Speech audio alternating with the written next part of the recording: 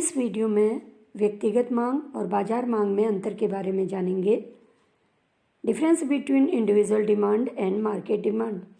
सबसे पहले हम देखेंगे व्यक्तिगत मांग और बाजार मांग किसे कहते हैं। पहले देखिए व्यक्तिगत मांग या इंडिविजुअल डिमांड। व्यक्तिगत मांग एक उपभोक्ता द्वारा मांग की गई मात्रा को संदर्भित करती है, यानी व्यक्तिगत मांग किसी वस्तु की विभिन्न कीमतों पर एक उपभोक्ता द्वारा उस वस्तु की मांगी गई मात्राओं के विभिन्न संयोगों को दर्शाती है। अब अगला है बाजार मांग या मार्केट डिमांड। बाजार मांग बाजार में सभी उपभोक्ताओं के द्वारा मांग की गई मात्रा को संदर्भित करती है। यहाँ केवल एक उपभोक्ता की मांग नहीं है, समस्त उपभोक्ता जो बाजार में उपस्थित है उनकी कुल मांग को दर्शाती है। अब इनमें अंतर देखिए। पहला अंतर है व्यक्तिगत मांग उस वस्तु की मात्रा का प्रतिनिधित्व करती है जिसे एक एकल उपभोक्ता एक विशिष्ट समय बिंदु पर एक विशिष्ट मूल्य बिंदु पर खरीदेगा, जबकि बाजार मांग सभी उपभोक्ताओं द्वारा मांग की गई कुल मात्रा प्रदान करती है, यानी सभी व्यक्तिगत मांगों के योग का प्रतिनिधित्व करती है बाजार मांग। तो व्यक्तिगत मांग में अकेले उपभोक्ता की मांग को दिखाया जाता है। अगला अंतर, व्यक्तिगत मांग में मांग का नियम लागू हो भी सकता है और नहीं भी, जबकि बाजार मांग में मांग का नियम सदैव लागू होता है।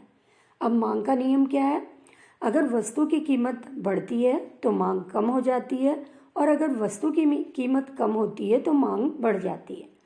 अगला अंतर देखिए, व्यक्तिगत मांग में उपभोक्ता अधिक कीमत पर भी अधिक वस्तुओं की मांग कर सकता है, जबकि बाजार मांग में कीमत बढ़ने पर मांग कम होती है, यानी अकेला उपभोक्ता अगर कीमत बढ़ रही है तभी अधिक वस्तु की मांग कर सकता है।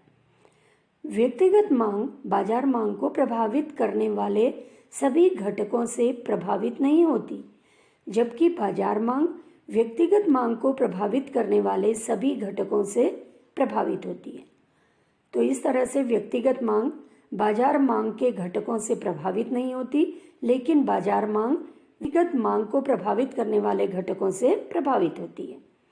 अगला अंतर है व्यक्तिगत मांग वह मांग है जो अन्य बातें समान रहने पर किसी वस्तु की कीमत तथा व्यक्ति द्वारा खरीदी गई मात्रा के संबंध को व्यक्त करती है, जबकि बाजार मांग वह मांग है जो अन्य बातें समान रहने पर किसी वस्तु की कीमत तथा विभिन्न व्यक्तियों द्वारा खरीदी गई मात्रा के संबंध को व्यक्त करती है। तो इस तरह से ये अगला अंतर था व्यक्तिगत मांग और बाजार मांग में। आगे देखिए, एक व्यक्ति व्यक्तिगत मांग को प्रभावित कर सकता है, जबकि एक व्यक्ति कभी भी बाजार मांग को प्रभावित नहीं कर सकता है, क्योंकि बाजार में बहुत से उपभोक्ता होते हैं। एक उपभोक्ता वस्तु क्रय करे या न करे, इसका असर बाजार मांग पर नहीं होता।